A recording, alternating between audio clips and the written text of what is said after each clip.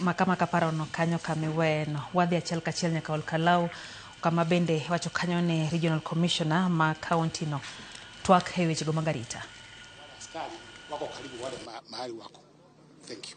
Kuna kisa ambacho mwaniaji mmoja ambaye amepiga kura hapa anasema kilifanyika hapo jana, pengine uchunguzi ama nini, hatua gani ambazo mnachukua? Anasema kwamba kuna gari liliteketezwa likipeleka agents wake mahali. Sisi kusema ukweli hakuna ripoti kama vitengo vya usalama tumepokea kuhusiana na kisa kama hicho. Lakini kama litakuwa limeripotiwa katika vituo vyetu vya polisi tutafanya uchunguzi. Na tunaomba kwa sababu tunasikia kuna wale hata wanaenda wakiwa hawana number plate kwa magari zao. Kila mtu ajue ni hatia kuendesha gari ambalo halina number plate. Na maafisa wetu wa usalama wakipata gari halina number plate, basi hilo gari litashikwa na kupelekwa station. Mara nyingi wale wanasiasa ambao huwa wanakuja katika zoezi kama hili kutoka maeneo mengine siku kama ya leo ndio huwa wanahusishwa na kusababisha vurugu, pengine ujumbe wako kwao ni upi? Tunasema asa polling station yaachiwe tu wale maafisa wa IEBC na wale wapiga kura na askari wale wako na kazi pale. Wageni wowote wale wengine wasipatikane katika range ya 400 meters wenyeji. Lakini kama kuna mtu ambaye amekuja kwa nia ya kuvuruga uchaguzi, huyo tutapambana naye tu. Tuko hapa kwa sababu ya hiyo tu. Bwana RC, maybe tuzungumzia kuhusu barabara zile ambazo hakuna barabara tumefunga hata moja. Na ndio hata wewe Mburinje nikuuliza, si umefika hapa? Na mimi nimefika hapa kutoka Nyeri. So sijaona road block, sijaona barabara imefungwa na mtu. Hata checkpoint. Kama kutakuwa na haja labda tutaangalia, lakini so far hakuna mahali tumefunga barabara.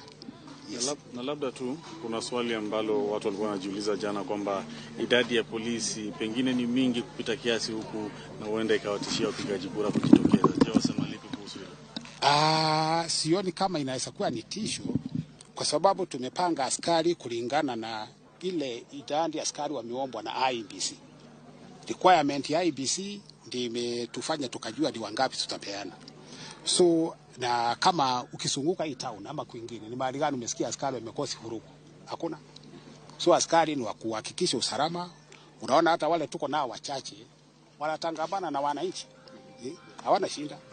So wasiogope, wananchi wasiogope, wajue askari ndio usalama yao. So from Ramogi TV.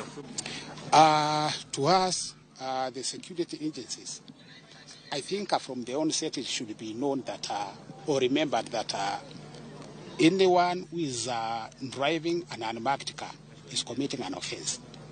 So we as the police department, there is no one who is driving an unmarked car. If it is a DCI, they have their number plate. It is the police, even my own car, it has got number plate. So I don't know who this other person is who is driving unmarked cars. And those are the people we are saying we are going to deal with them. Okay, RC, my name is Emmanuel Toh from Citizen TV. How many police officers have been deployed who are in civilian attire, number one? Number two, we know those who are manning police stations and even the tallying center. Where are the rest of the police officers? Because there should be about 700 or so. I can assure you that we have deployed the required number, not more than the required number. We have an adequate number to deal with any eventuality, but I cannot give you the number. Yes. Okay. In civilian? In civilian.